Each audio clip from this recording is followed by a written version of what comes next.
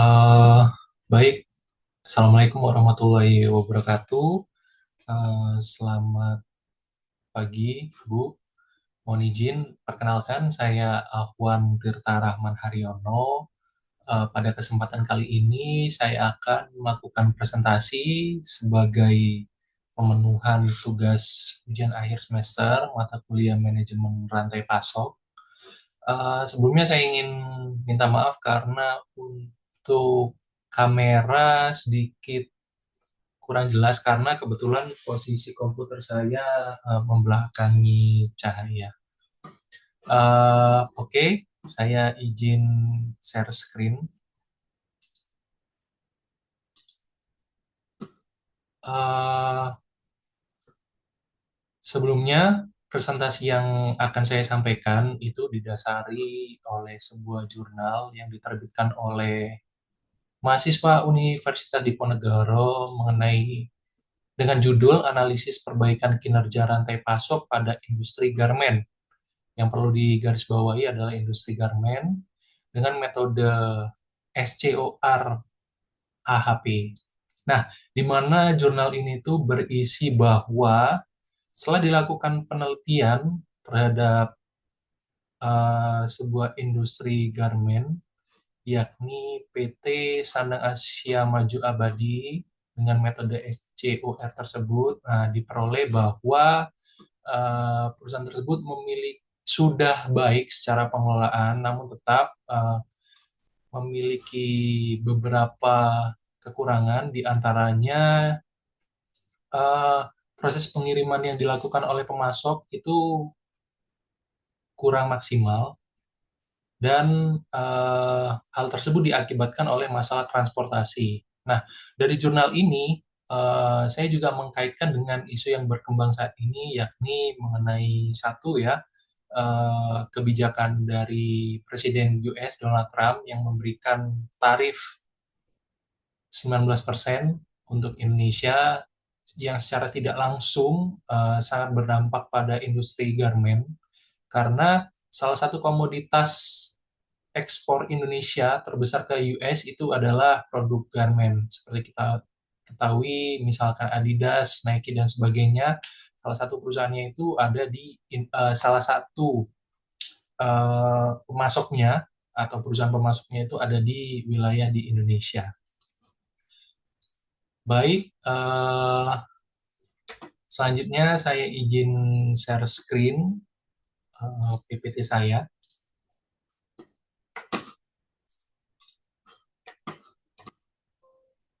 Nah, dalam pemenuhan tugas UAS ini, saya akan menyampaikan PowerPoint yang akan membahas mengenai pentingnya strategi supply chain management dalam menghadapi isu-isu yang sedang berkembang. Salah satunya kita ambil contoh dari jurnal yang diterbitkan oleh Undip tadi mengenai perusahaan garmen. Sebelumnya, kita perlu tahu apa itu supply chain management. Nah, supply chain management ini berkaitan dengan siklus yang lengkap dari di mana bahan mentah itu dibuat, ya bisa dari para supplier, dari para pemasok, lalu berlanjut ke kegiatan operasional di perusahaan, dan yang pada akhirnya akan didistribusikan ke konsumen. Nah, hal penting yang menjadi dasar pemikiran pada konsep ini adalah fokus pada pengurangan sesuatu yang kurang efektif dari berbagai proses tersebut dan mengoptimalkan nilai pada rantai pasokan yang berkaitan. Nah, apa sih supply chain management itu? SCM merupakan pengelolaan berbagai kegiatan dalam rangka memperoleh bahan mentah. Jadi bukan mulai dari produksi, tapi dari bahan mentah itu didapatkan. Suatu perusahaan itu, walaupun itu perusahaan manufaktur, pasti membutuhkan bahan baku ya, atau bahan mentah. Lalu dilanjutkan kegiatan transformasi atau kegiatan produksi, sehingga menjadi produk dalam proses, kemudian menjadi produk jadi. Nah, produk jadi ini sebuah produk yang dijual oleh perusahaan tersebut dan akan dibeli oleh konsumen. Lalu didistribusikan dengan pengiriman kepada konsumen melalui sistem distribusi. Kegiatan-kegiatan yang dilakukan mencakup pembelian secara tradisional dan berbagai kegiatan penting lainnya yang berhubungan dengan supplier dan distributor. Nah, rangkaian proses yang begitu panjang tadi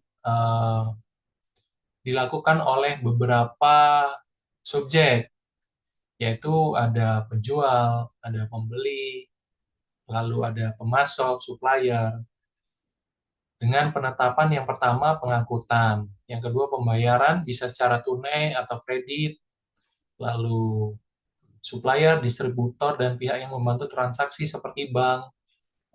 Misalkan seorang pembeli ingin melakukan transaksi jual beli dengan perusahaan yang ada di luar negeri, misalkan penjual tersebut dari Singapura ingin melakukan pembelian barang dari Indonesia, dapat dilakukan melalui transaksi seperti bank, biasanya menggunakan letter of credit, seperti itu. Lalu terdapat juga mekanisme utang piutang, lalu pergudangan, dan pemenuhan pesanan, seperti itu.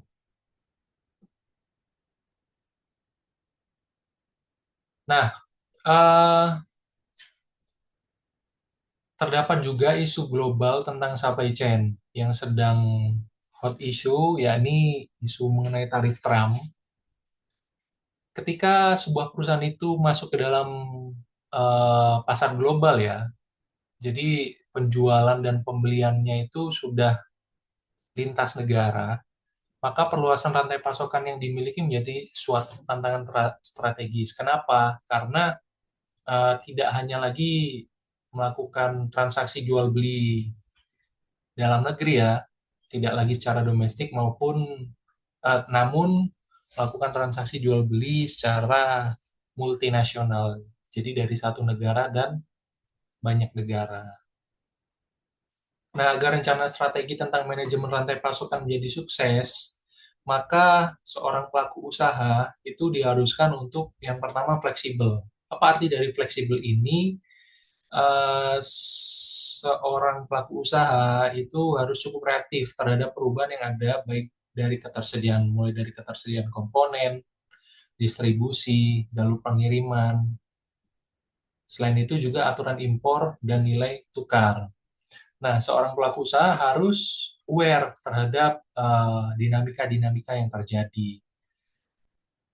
Misalkan beberapa waktu lalu pernah ada isu kelangkaan chip ya dari Taiwan. Nah, itu kan mempengaruhi supply chain dari produk elektronik seperti komputer, terus handphone itu menjadi terganggu. Nah, harusnya pelaku usaha yang bergerak di sektor elektronik itu menyiapkan opsi lain, yakni misalkan mencari pemasok chip tidak hanya dari Taiwan, jadi menggunakan strategi diferensiasi pemasok. Bisa mengambil dari China, bisa mengambil dari negara lain, seperti itu. Lalu, selanjutnya, pelaku usaha juga dapat menggunakan teknologi mutakhir untuk menjadwal dan mengelola pengiriman komponen dan produk akhir. Kebanyakan sekarang para pelaku usaha skala besar tentunya itu sudah menerapkan sistem IT inventory. IT inventory ini memungkinkan pelaku usaha itu bisa memonitoring uh, stoknya atau ketersediaan barangnya itu secara real time dan melalui sistem komputerisasi. Jadi secara digital itu bisa diketahui pas stoknya tinggal segini, stok hari ini keluar segini, lalu untuk stok masuk yang sudah dibeli untuk hari ini akan masuk sekian, itu sudah dapat dimonitoring secara real time. Lalu selanjutnya menetapkan staf yang mempunyai keahlian secara lokal mengenai cara menyikapi peraturan, perdagangan, pengangkutan, dan penanganan konsumen dan isu politik. Uh, Pelaku usaha itu idealnya ya, itu melakukan segmentasi staf. Misalkan untuk staf ekspor impor yang nantinya akan berhubungan dengan pihak customs, lalu berhubungan dengan pihak uh, ya yang berhubungan dengan ekspor dan impor itu disendirikan. Jadi setiap staf itu memiliki spesialisasi masing-masing. Lalu misalkan pengangkutan juga eh, ada staff yang khusus menangani mengenai logistik dan sebagainya. Nah, dari berbagai isu yang ada, yang melingkup banyak sektor, itu harusnya pelaku usaha mampu menghadapi isu tersebut dengan menerapkan strategi untuk menghadapi isu supply chain yang dapat saya rangkum dan saya jabarkan ada 4 poin. Yang pertama yakni material management. Apa sih material management itu? Nah, material management itu sebuah strategi untuk uh, menghasilkan efisiensi pengiriman ya. Nah, untuk pengiriman sendiri atau sistem distribusi itu ada banyak opsi yang bisa digunakan oleh pelaku usaha, yakni menggunakan moda transportasi di antaranya yang pertama mungkin menggunakan transportasi darat. Transportasi darat itu bisa bermacam-macam. Salah satunya bisa menggunakan angkutan roda 4 atau lebih, misalkan truk atau mobil box, pick up, dan sebagainya. Lalu ada juga kereta api.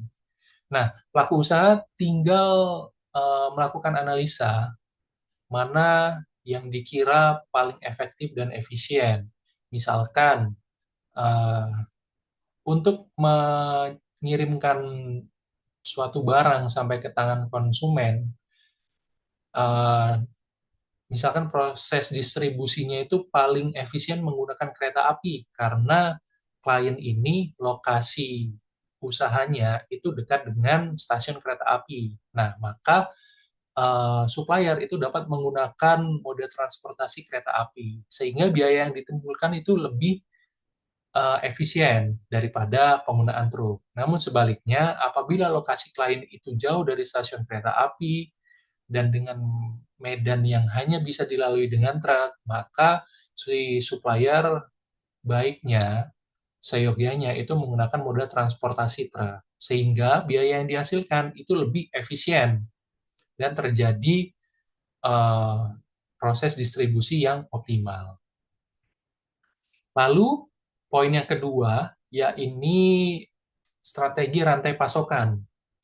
Seperti jurnal yang disebutkan tadi, atau dengan isu kelangkaan chip tadi, itu bisa dihadapi dengan strategi rantai pasokan, yakni uh, memberikan banyak opsi supplier ya. Yang pertama, misalkan suatu ekosistem perdagangan elektronik, itu kan membutuhkan supplier tentunya. Nah, pelaku usaha itu dapat melakukan diferensiasi strategi, yakni yang pertama misalkan suppliernya itu banyak pemasok. Nah, strategi ini memainkan antara pemasok yang satu dengan pemasok yang lain itu untuk memenuhi permintaan pembeli itu dengan usahanya sendiri. Sebagai contohnya itu proses tender ya. Jadi sebuah perusahaan ingin memenuhi kebutuhannya untuk mencari barang A misalkan. Nah, sebuah perusahaan ini membuka tender yang tentunya akan diikuti oleh banyak supplier. Nah, nanti pada sistem tender tersebut, supplier itu akan berlomba-lomba memasang harga yang kompetitif, uh, lalu menyodorkan produk dengan kualitas terbaik. Nah, itulah yang dinamakan dengan sistem banyak pemasok atau many supplier. Nah, pemasok tersebut yang akan berlomba-lomba untuk uh, memenuhi keinginan perusahaan untuk mendapatkan barang yang paling bagus secara kualitas dan dengan harga seminimal mungkin. Tentunya tanggung jawab yang paling besar ada di supplier. Seperti itu. Lalu bisa juga dengan strategi yang kedua itu menggunakan sedikit pemasok atau few supplier. Dalam strategi ini, perusahaan mengadakan hubungan jangka panjang dengan para pemasok yang memiliki komitmen yang bagus. Biasanya, setelah sebuah perusahaan menggunakan strategi banyak pemasok dan akhirnya ditemukan supplier yang ya memiliki komitmen bagus, untuk secara kontinuitas barang juga baik, harganya juga kompetitif, tidak mengalami kenaikan dalam jangka waktu yang panjang, seperti itu, maka perusahaan dapat menerapkan strategi yang view supplier tadi. Karena ketika sudah menemukan satu pemasok yang komitmennya bagus, sebaiknya pemasok supplier tersebut dipertahankan. Lalu ada strategi berikutnya yakni vertical integration, masih dalam lingkup strategi rantai pasokan, yakni pengembangan kemampuan memproduksi barang atau jasa yang sebelumnya dibeli atau dengan benar-benar membeli pemasok atau distributor. Contoh konkretnya, kalau pernah dengar, yakni proses akuisisi PT Bogasari oleh Indofood. Kita ketahui Indofood ini salah satu pemain di bisnis makanan ya. Mungkin yang sering kita dengar adalah Indomie, mie instan. Nah, itu diproduksi oleh PT Indofood. Nah, mie instan itu memiliki atau berasal dari bahan baku tepung, ya tepung-tepungan dan sebagainya. Sebelumnya, PT Indofood ini membeli bahan baku tepung-tepungan tersebut itu dari PT Bogasari. Namun di sini PT Indofood itu melihat sebuah terobosan karena karena bahan baku mie instan ini sebagian besar adalah produk tepung-tepungan. Kenapa tidak diakuisisi saja PT Bogasari? Karena PT Bogasari selama ini memiliki komitmen yang bagus, terus produksi yang optimal, tidak menghambat sama sekali. Nah, maka PT Indofood memiliki pemikiran bahwa ketika saya bisa mengakuisisi PT Bogasari, maka otomatis saya akan memotong rantai supply chain yang sebelumnya membeli dari supplier, yang sekarang menjadi membeli dari anak perusahaan ketika PT Indofood bisa mengakuisisi PT Bogasari. Apa dampaknya? Ketika PT Bogasari itu diakuisisi oleh PT Indofood, otomatis secara ekosistem, secara kebijakan, itu murni dikendalikan oleh perusahaan induk, yakni PT Indofood. Sehingga itu akan memangkas birokrasi yang pertama, dan yang kedua, mungkin dari segi biaya, karena transaksinya antara perusahaan induk dan perusahaan anak, itu dapat diminimalisasi untuk segi biaya. Lalu beralih ke lingkup strategi selanjutnya, yakni mengelola rantai pasokan. Apa sih mengelola rantai pasokan itu? Sebagai manajer sebuah perusahaan, tentunya sebuah rantai pasokan itu ingin diintegrasikan atau diefisiensikan. Salah satunya dengan cara yang pertama, yakni mutual agreement on goal, yang berarti suatu integrasi rantai pasokan mensyaratkan lebih dari kesepakatan dalam kontrak hubungan jual beli, tetapi partner juga diharuskan untuk tidak hanya berorientasi pada keuntungan, tetapi pada rantai pasokan sampai dengan konsumen akhir. Transaksinya bukan lagi sekedar sebuah perusahaan membeli produk dari supplier, tapi dikembangkan lagi menjadi kontrak. Misalkan sebuah perusahaan menginginkan supplier itu untuk mengirim barang hingga ke konsumen. Jadi dari proses pembelian hingga proses distribusi itu dibebankan ke supplier. Jadi supplier itu ikut merasakan proses supply chain-nya. Lalu lingkup yang keempat yakni pemilihan vendor. Nah, pada lingkup pemilihan vendor ini,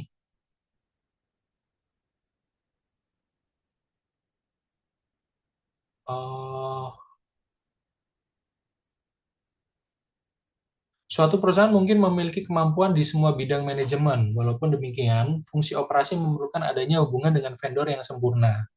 Agar hubungan tersebut efektif, maka perlu dilakukan 3 proses, yakni yang pertama evaluasi penjual.